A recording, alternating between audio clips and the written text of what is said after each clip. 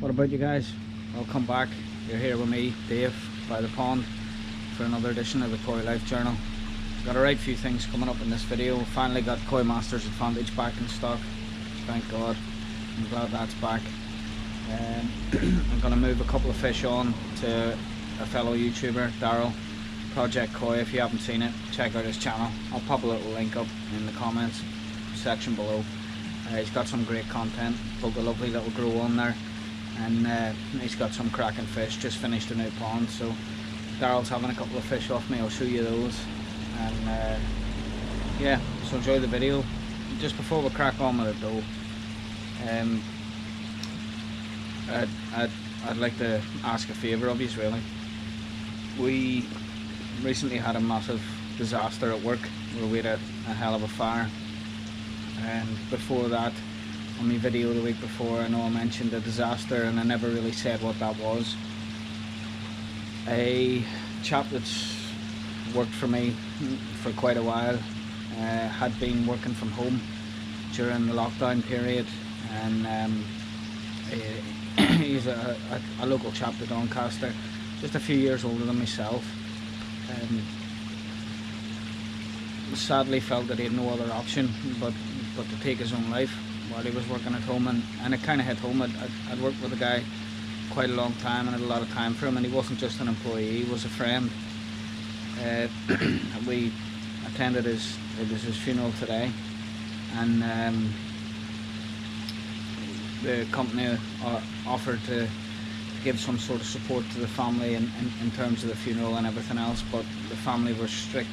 They didn't want that. They wanted us to donate some money to a charity called Mind for people suffering with mental health issues. So what I've decided to do is I've organised a small 50-mile bike ride around Doncaster, and I've organised a GoFundMe page. So if anyone would like to donate and sponsor us for this 50-mile bike ride in my pal's name, I'd greatly appreciate it. All the money goes direct to the charity. It doesn't see anyone else's hands. It goes straight from the GoFundMe page to them. So I'm not asking for a lot of money. I mean, I'm not asking for anything, but if anyone feels like they want to donate, you know, that'd be great. Anything's a help, and it's all going for a worthy cause. Especially in this day and age, a lot of people are in the same boat, and it's going on all over the country and all over the world, where people are saying that they have no other option but to go down that route. So with current countries and climates in the state that they're in, it's tough. So yeah, I'd appreciate that anyway. Just crack on, get on with the video. I'll pop a link up below of the GoFundMe page, and if anyone's interested in sponsoring me or dropping a wee donation there to the team, it would be greatly appreciated. So stay with the video and enjoy it, folks. Thank you.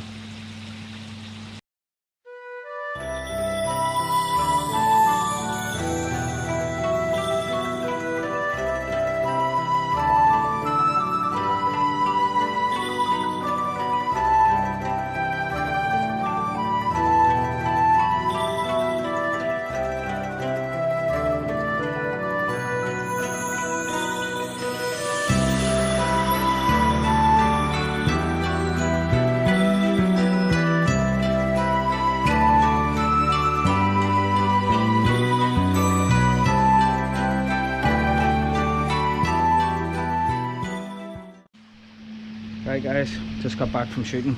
Shot absolutely awful today. It's terrible. Couldn't hit a thing.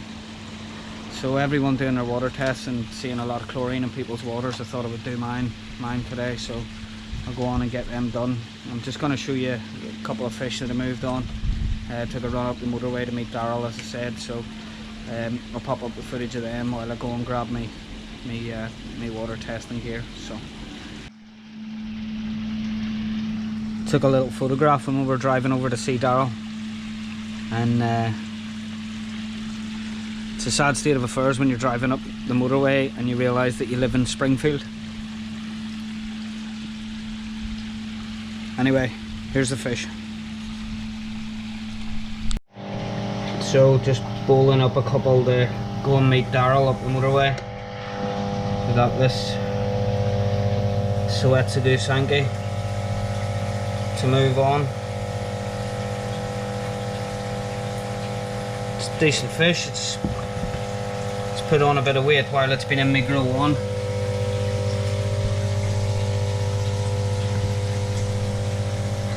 I'd say, yeah, just over 30 centimeters.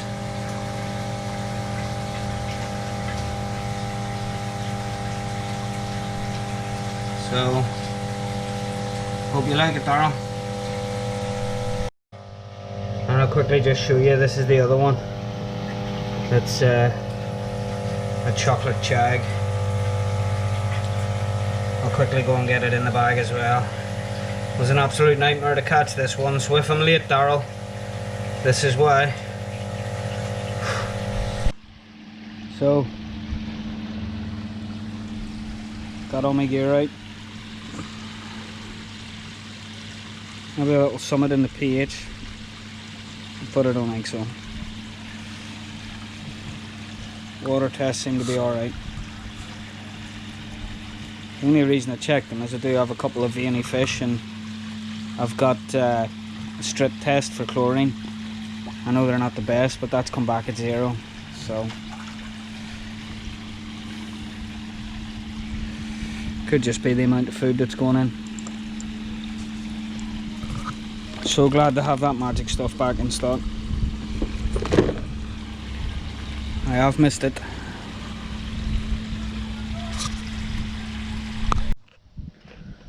Right, the time has come. I can't be doing so many different water changes, so I'm gonna have to move all the fish out here into the garage. So let's go on and get that done. So I haven't lost any out here for probably, well, over a week anyway, 10, 12 days. So that's enough for me. I'm gonna get all these guys bowled up, and in the blue bowl that I have on the floor, gonna give the net a good jet wash off.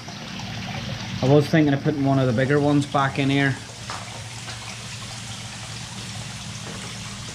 Still got a couple of chags in here, which I'm just probably gonna move back into the main pond. I've got one that I'm giving away, this fella here, and the other couple will probably just go back in the main pond and keep this tank for fry only. So yeah.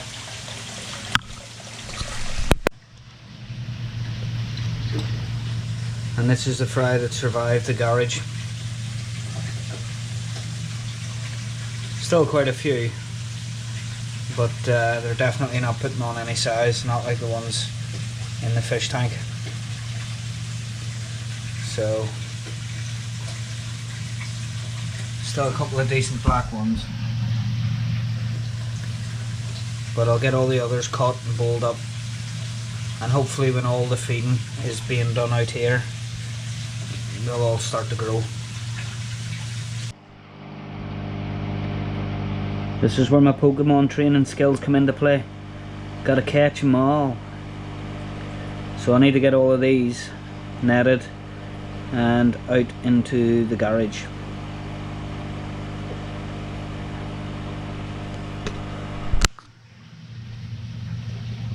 Right guys, so what an absolute disaster. These are on my Showa from the tank in the outbuilding, and I caught them all up in a net, put them all into just an ordinary black bucket, as you do, set them on the floor, ready to bring them out here to pour into this bowl to have a look at. And the thermostat that I have wired in on there that was sitting on the shelf that run the heater on these decided after so many weeks out there it didn't want to sit on the shelf anymore, and it dropped off. directly into the bucket. So the electric thermostat went into the bucket when all the fry were in it, and well, I had a fair few floating. I couldn't believe it. There was lots of cursing from me. Stormed out, walked over to the garage, got myself a packet of cigars, opened up a beer, totally lost me head with it, and come out and poured them in here. They all seemed to have sparked back to life. 2 were definitely dead. I've fetched them out, and I've got another couple, 2 that I can see that are struggling. So I'm going to give them another couple of minutes to see if they come around. If they do, happy days. If not, then I'll put them out of their misery. You can see I've got one over here. But I couldn't believe it. You couldn't write that. I think that's it. I'm just not meant to keep fry. I have no luck with them whatsoever. And I know every time I say that's it, I'm not doing it anymore. I think this is definitely, I'm not doing it anymore. But I'll give these another couple of minutes and I'll get them in the net out here with the rest of the fry, and I'll probably do a bit of a count up on the ones that I have.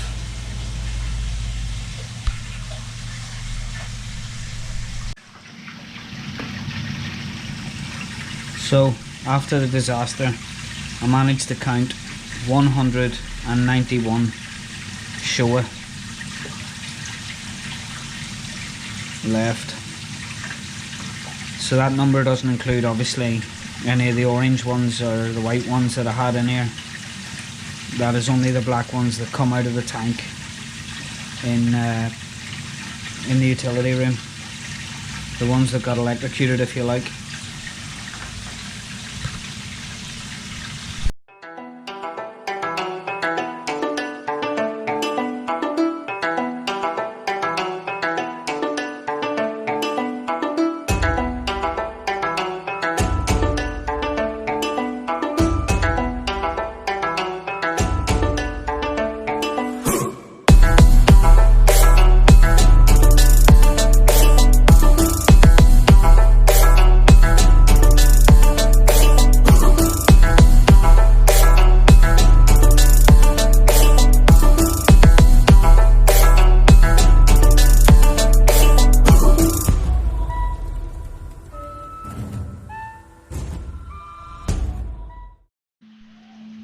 Right, so now I got over the disaster with the fry, back on with the usual routine of the video.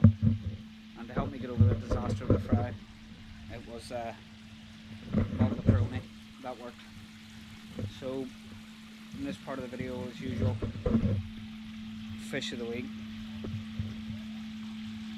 So which one is it going to be?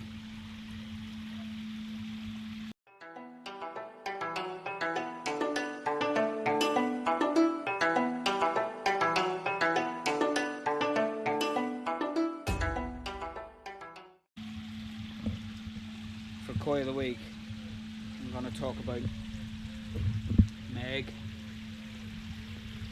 my Sweatsugu Sankey, the largest fish in the pond. It seems every fish in here now has a name. They didn't have a name at all, but since my wife's been out here hand feeding them, everyone has a name. And the Sankey, the big one, is Meg. Megalodon, if you like. This fish was one of 2 fish that were kept in Japan to grow on. There was 2 of them that were brought in, Meg and her sister, which is actually on all the towels that my wife embroidered for Chris. They stayed in Japan to reach certain size, and then they were brought in as speciality fish.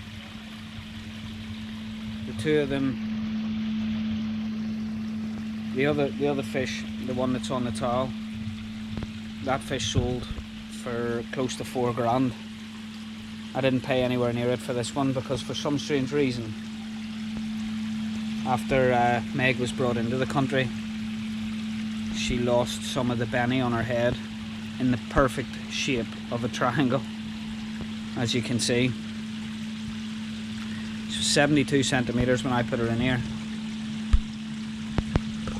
and to me she's still an absolutely stunning fish, even with her triangle on her head.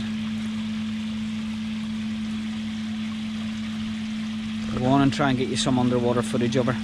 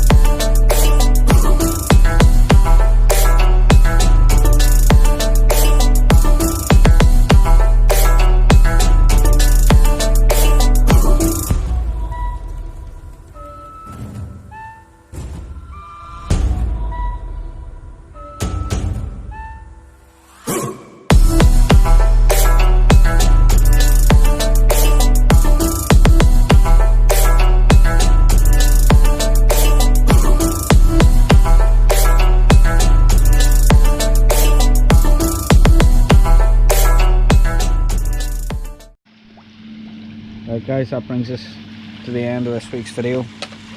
Don't forget about the decoy virtual show. Email all your Go Sankey entries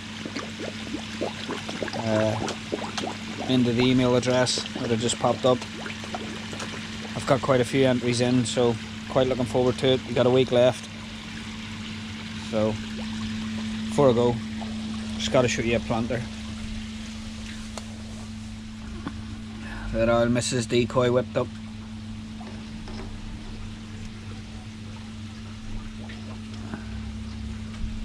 Well impressed with it. Fish are looking great. So as always guys, thanks for watching, thanks for tuning in. If you haven't subscribed already, smash the button. Really appreciate it, help me grow the channel. If you like the video, give it a thumbs up. Anyway folks, take it easy and stay safe.